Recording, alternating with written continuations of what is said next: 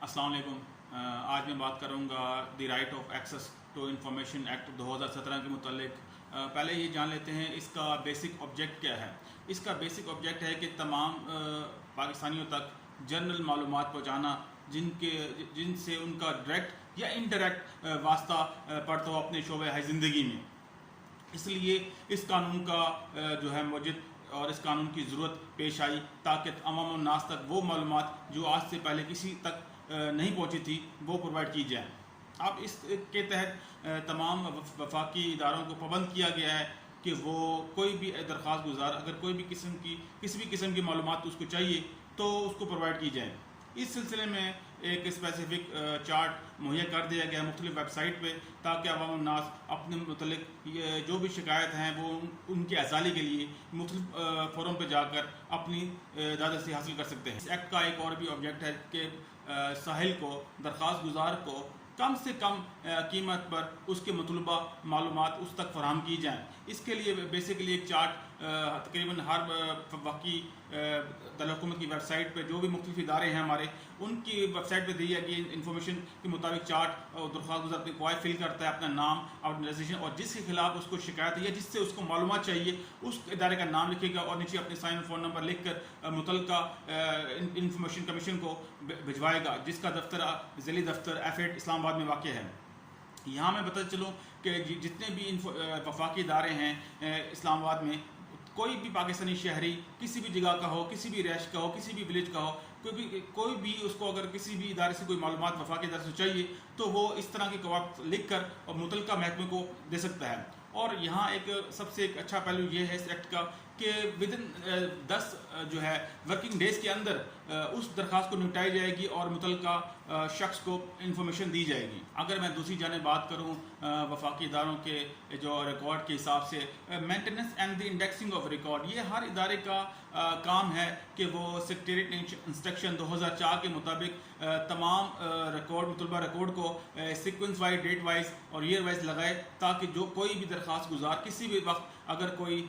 मालूमात हासिल करना चाहता है तो उसको बर वक्त और टाइमली मुहैया की जाए।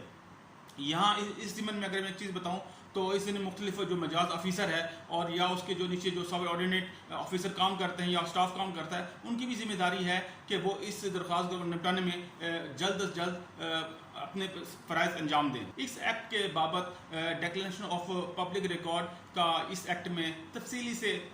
बताया है कि कौन कौन से पब्लिक रिकॉर्ड हैं, कौन कौन से ऐसी मालूमात हैं जिनका जानना अवाम नास के लिए ज़रूरी है या जिनको इसकी तलब है वो मालूमात हासिल की जा सकती हैं। वो ऐसी तो वैसे तो तमाम फिनंशियल मालूमात हैं, तखमीना अप्रूव बजट है, एक्सपेंडिचर है, वो तमाम फिनांस की वेबसाइट पर अवेलेबल हैं और मुख्तलिफ इदारों ने अपनी अपनी वेबसाइट पर ये दी हुई हैं और डाउनलोडिंग का ऑप्शन भी दिया हुआ है। चंद एक मालूमात जो एक्सक्लूजन है पब्लिक रिकॉर्ड्स में से, उनमें से ज़रूरी है कि कोई ऐसी बात या कोई ऐसी शिक जो डायरेक्टली बैनुल अक़वामी कानून से टकराती हो या मुल्की मफाद अम्मा से टकराती हो वो पब्लिक रिकॉर्ड में नहीं आती, वो किसी भी दरख्वास्त गुजार को नहीं दी जा सकती। इसी तरह जो इदारों के माबैन जो करस्पॉन्डेंस होती है, नोटिंग ड्राफ्टिंग होती है, वो भी नहीं मुहैया की जा सकती। कोई स्पेसिफिक लेटर है तो वो मुहैया किया जा सकता है, वेबसाइट पर भी पब्लिश किया जा सकता है तो वो पब्लिक रिकॉर्ड में आता है। अगर कोई मुल्क की सालमियत के ख़िलाफ़ कोई मसला है या किसी भी डिफेंस का शोबा है तो ऐसी मालूमात पब्लिक रिकॉर्ड में नहीं आती। तो ऐसी किसी भी किस्म की जो मालूमात मुल्क की या किसी रियासत के ख़िलाफ़ इस्तेमाल की जा सकती हो, ऐसी कोई भी मालूमात पब्लिक को आम नहीं दी जा सकती। तो इस मद में तमाम दरख्वास्त गुजारों को भी ख्याल रखना चाहिए कि सिर्फ अपनी जो हद तक जो मालूमात है, अपनी ज़रूरत जो भी ज़रूरत ज़िंदगी के जो अवामिल हैं तो उस हद तक वो उसको इस एक्ट के तहत रसाई का ऑप्शन दिया गया है। आखिर में चंद एक अवामिल के तौर पर मंदरज झैल कंडीशन रखी गई हैं कि दरख्वास्त गुजार किस तरह दरख्वास्त अदा करेगा, उसको किस तरह जवाब देगा। ये दरख्वास्त गुजार पे है मुनसर है कि वो अपनी दरख्वास्त किस तरह वसूल करना चाहे, डाक के ज़रिए, कोई भी डाक का मोड, कोरियर सर्विस,